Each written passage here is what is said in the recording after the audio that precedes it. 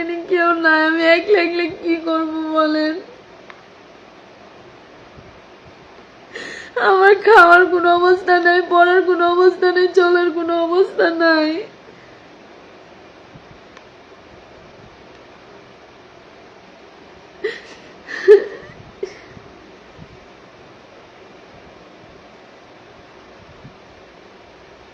আপনি আরুষ খানকে বলেন, উনি হেল্প করতে পারে।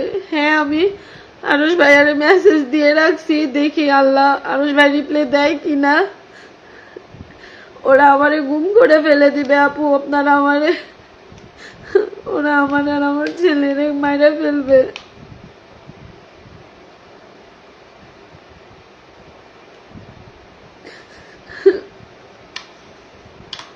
আমার কান্নায় ওদের ধ্বংস হইতে হবে। আমি এতিম, আমার বাচ্চাটাও এতিম।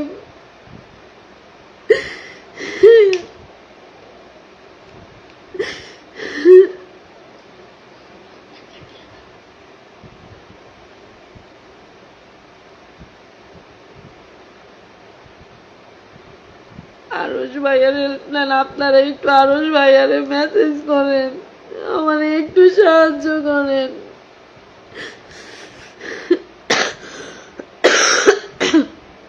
আপনি কমেন্ট পড়তেছেন না কেন? ওই যে পড়তেছি আপু।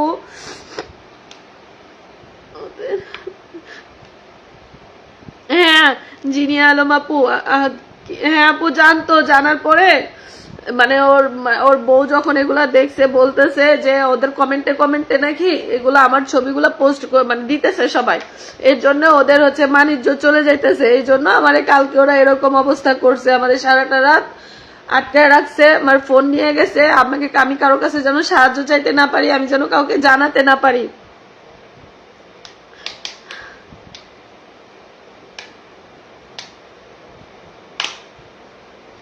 আমি যেন কাউকে বলতে না পারি, আমি যেন কারো সাহায্য নিতে না পারি, এই জন্য ফোন হচ্ছে আমার কাছ থেকে কেড়ে নিছে। ঠিক আছে, আমাকে আলাদা একটা রুমের মধ্যে নিয়ে যা রাখছে, 3টা ছেলে দিছে, দিয়া বলতেছে কি এরে পাহারা দিবি, মানে বাজে একটা কথা উচ্চারণ করছে, ওরে পাহারা দিবি, ওরে নিয়ে তিশা বলতেছে ওরে পাহারা দিবি, ওরে পাহারা দিবি, ও যেন রুম থেকে বেরোতে না পারে, ও বাথরুমে গেলেও তোরা ওর সাথে বাথরুমে যাবি, এরকম ভাবে বলতেছে।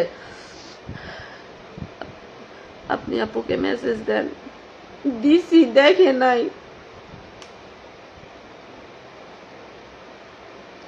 বাণিজ্যদের কথা আগে ভাবে নাই কেন? এই জানি না আপু, এগুলো পুরা নাটক ওদের। দেখবেন আমার এই লাইভ দেখার পরে আমার ছেলেকে জিম্মি করে রেখেছে, ভিডিওগুলো আমার কাছ থেকে করাই নিছে, এগুলো ছাড়বে। তারপরে আহাদ হচ্ছে আমাকে থ্রেট দিছে আসার সময়, যদি আমি মুখ খুলি, এগুলো বলছে যদি তুই মুখ খুলিস, আমি হচ্ছে যদি কিছু করি আমার বউ তিশা তোরে ছাইরা দিবে না। তো তোরা আমার এত কিছু করলে আমি কি কিছু বলবো না?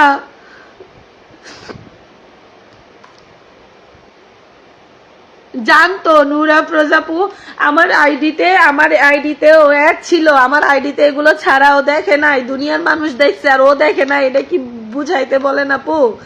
নুরা প্রজাপু বলেন, সবাই দেখে আর ওই দেখে নাই আমার আইডিতে এগুলা। আমাকে দেখেই তো বলছে যে তুমি এগুলা ডিলিট করে দাও, আমি ডিলিটও করে দিছি।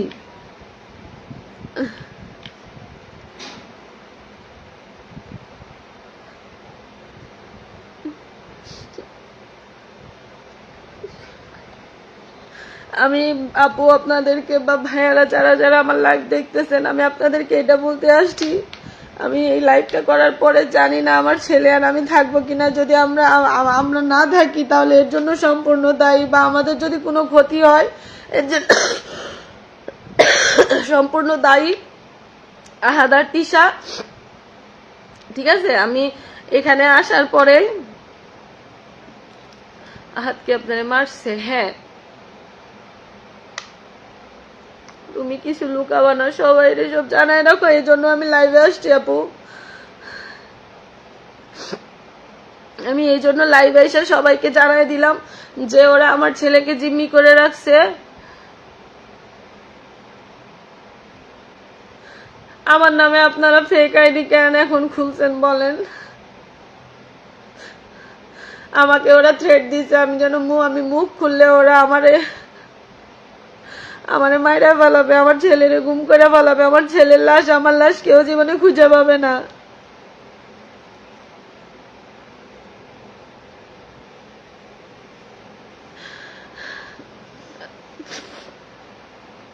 আপু ওদের নাটকের শেষ নাই, দেখবেন কালকে 4-5 জন মিলে আমাকে লাইভে আইসা গালাগালি করবে, বা আমার এই লাইভ দেখার পরে ওরা লাইভে আইসা আমারে গালাগালি করবে।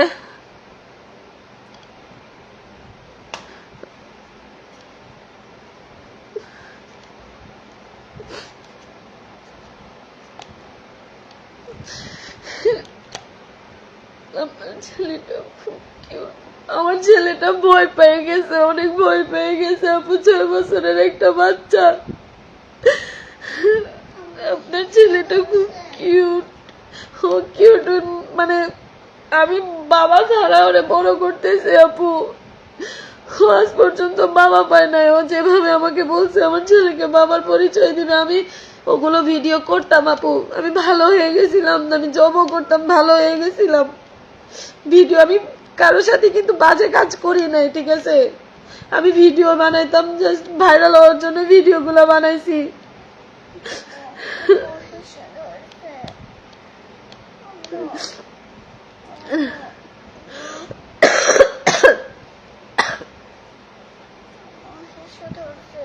বালতিতে যাই করো, লাইট দাও।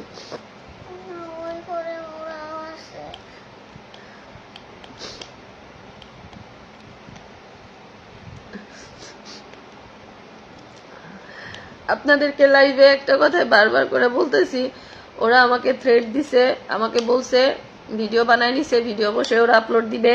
ওরা বলছে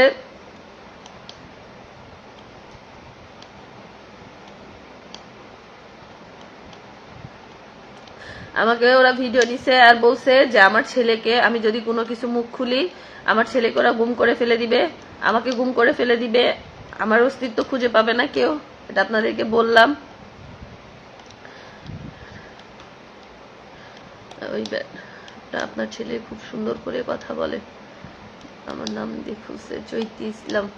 হ্যাঁ আপু, আমার ছেলে অনেক সুন্দর করে কথা বলে। আমার ছেলেটা 6 বছর বয়স আপু, আমার ছেলেটা 6 বছর যাবত আমার ছেলেটাকে কষ্ট করে পালতেছি। আমি মানুষ হিসেবে খারাপ, আমি মা হিসেবে খারাপ না। আপনার ছেলেকে জিম্মি কবে করছে? আমার ছেলেকে জিম্মি করছে তিশা কালকে শুট থেকে আসার পরে আমাকে রুমে ডাকায় নিয়ে গেছে, আমাকে রুমে নিয়ে ডাকায় নিয়ে যায় রুম লক করে দিছে। আমার ছেলেকে ওরা অন্য রুমে রাখছে, আর আমাকে 2.5 ঘন্টার মতো ওদের ওইখানে টর্চারিং করার পরে আমাকে 3টা ছেলে দিয়ে রুমে পাহারা বসাইছে। হ্যাঁ, তারপরে আমাকে আর আমার ছেলেকে 3টে ছেলে দিয়ে পাহারা দেওয়াইছে, আমাদেরকে বের হতে দেয় নাই, কিচ্ছু না। সকালবেলা হ্যাঁ, তারপরে হচ্ছে আমাকে আমার ব্যাগ ট্যাগ চেক করতেছে, আমার ব্যাগে কিছু আছে কিনা।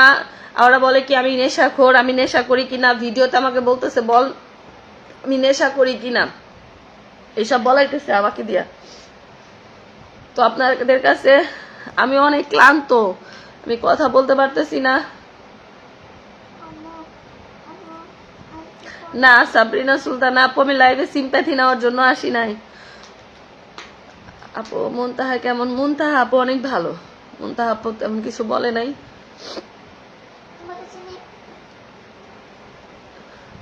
আমাকে আপনাদের কাছে আমি জানাই রাখলাম, আমার বাচ্চা বা আমি যদি আমাদের কোনো ক্ষতি হয় আপনারা ধরে নিবেন যে আমাদেরকে ওরা গুম করে ফেলছে, ঠিক আছে?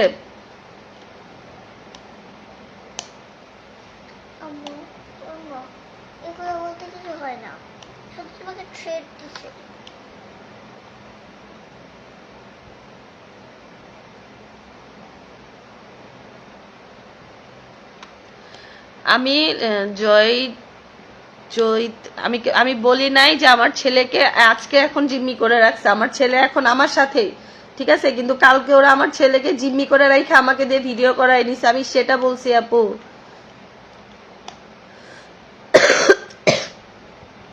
আমি সেটা বলছি যে আমার ছেলেকে জিম্মি করে রাখা ওরা আমাকে দিয়ে ভিডিও করাই নিছে। এখন এরপরে কিছু হবে জানি না। আমি অনেক অসুস্থ, আমি আরো অনেক কিছু ক্লিয়ার করব, আমি আরো অনেক কিছু বলার আছে, আমি যা যা দেখছি, যা যা শুনছি, জানছি, আমি সবকিছু আপনাদেরকে বলবো। আমি আবার পরবর্তীতে লাইভ করবো। আজকে আমি অনেক ক্লান্ত, আমি মায়ের খেয়ে আসছি, মায়ের মারছে আমাকে, আমি অসুস্থ। সবাই ভালো থাকবেন, আমার পাশে থাকবেন।